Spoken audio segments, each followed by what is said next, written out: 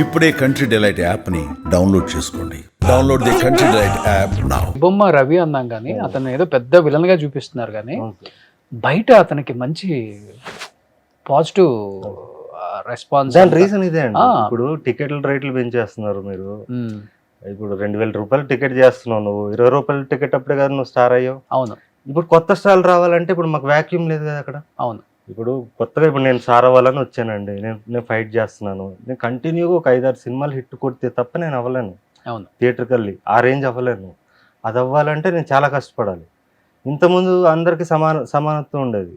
So 20 రూపాయలు 30 రూపాయల ticket ఉంది, లేకపోతే అందరికి 100 రూపాయల టికెట్ ఉందనుకోండి, అప్పుడు మంచి సినిమా పిచ్చి సినిమా కింద డివైడ్ అవుతుంది. కానీ ఇప్పుడు పెద్దగా ఇప్పుడు చెప్పాలంటే టికెట్ 100 లేదు 200 కాదు కదా, 350 300కి వచ్చేసింది మల్టీప్లెక్స్ అంతా కూడా. బయట కూడా 150 200కి వచ్చేసింది.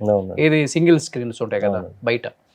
కానీ ఇక్కడ తేడా ఎక్కడ వస్తుందంటే, నేను మొన్న ఒక చంటి అడ్డాల గారి ఇంటర్వ్యూలో కూడా చెప్పాను క్లియర్గా. ఇప్పుడు టెక్నాలజీ వచ్చేసింది, సీజీ గ్రాఫిక్స్, మనకి ఏది కావాలన్నా కానీ ఒక రూమ్లోనే సినిమా తీసేస్తున్నాం. మీరు కూడా సినిమాలు తీసి యూట్యూబ్లో కూడా పెట్టారు.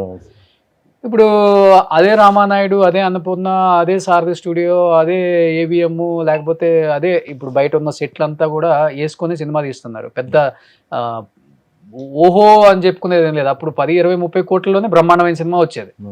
మీరు అన్నట్లుగా 20 రూపాయలు 30 రూపాయలు అందరూ సినిమాకి వెళ్ళి ఎంజాయ్ చేసి వచ్చేవాళ్ళు. కానీ ఇవాళ చూస్తే సినిమా బిఫోర్ ఒక జీవో వచ్చేస్తుంది కదా, 1000 రూపాయలు, 800, 900, మళ్ళీ లోపల పాప్కార్న్ అని, సమోసాలు, కూల్ డ్రింక్ అని ఒక 2000, 2500 ఒక్కొక్క పర్సన్కి అవుతుంది. అసలు సినిమాకి వెళ్ళాలంటే భయపడుతున్నాడు ఇప్పుడు. ఓటీటీలో చూద్దాంలే అనుకుంటున్నాడు. కానీ పెద్ద హీరో కదా, మనం ఇష్టపడే హీరో, థియేటర్లో బాగుంటుంది కదా ఆ ఎక్స్పీరియన్స్ అని కూడా వెళ్ళే వాళ్ళు కూడా ఉన్నారు.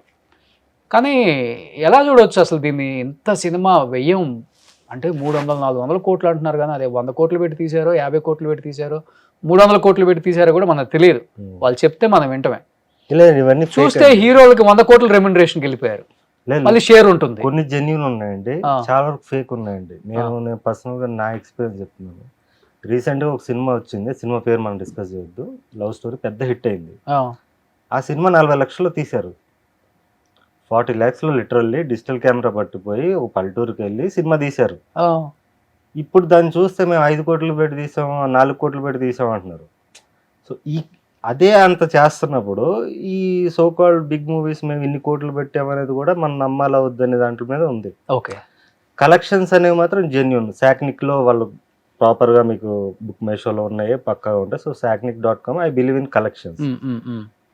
బట్ మనం ఇప్పుడు కొత్త యాక్టర్లకి, ఇప్పుడు రైజింగ్ స్టార్స్ కానీ వీళ్ళందరికీ మనకి ఆ వ్యాక్యూమ్ లేదు ఇప్పుడు అక్కడ. ఓన్లీ బికాజ్ ఆల్రెడీ ఎస్టాబ్లిష్ అయిపోయిన వాళ్ళు, ఒకప్పుడు సమానత్వం ఉన్నప్పుడు స్టార్లు అయిన సోకాల్డ్ స్టార్స్ ఎవరైతే ఉన్నారో వాళ్ళు ఇప్పుడు బ్రాండ్స్ కింద అయిపోయారు. అవును. బ్రాండ్స్ కింద అయిపోయి నువ్వు 2000 రూపాయలు టికెట్ పెట్టినప్పుడు ఫ్యామిలీ వస్తే 10,000 ఖర్చు అయిపోతుంది వాళ్ళకి. 10,000 ఖర్చు అయిన ఫ్యామిలీ మళ్ళీ పండగ దాకా సినిమా చూడరు. చిన్న సినిమా వచ్చినా చూడరు. అసలు ఇంపాసిబుల్. 200 మదానికి రండ్రా బాబు అన్న చూడరు. ఎక్స్ట్రాడినరీ అని బీభత్సమైన మార్కెటింగ్ అయిపోయి హిట్ అయితే కనుక అందులో కూడా ఒక సెక్షన్ ఆఫ్ పీపుల్ వెళ్తున్నారు. అవును. దానివల్ల వాటికి రెవెన్యూ వచ్చేస్తుంది. బట్ ఈరోజు సినిమా వారం మనం థియేటర్ల ముందుకు వెళ్ళే కుర్రోళ్ళు, కాలేజ్ స్టూడెంట్లు ఉండట్లేదు. లేబర్ కష్టపడి డే అంతా పనిచేసి నైట్ థియేటర్కి వెళ్ళి జనాల మధ్యలో చూడాలనుకునే వాళ్ళు ఉండట్లేదు. జనాల మధ్యలో చూసే ఆనందం వాడికి తెలుసు. ఇప్పుడు మనం కూడా మనుషులే కదండి. మనిషి అనేవాడు ఒక సోషల్ యానిమల్.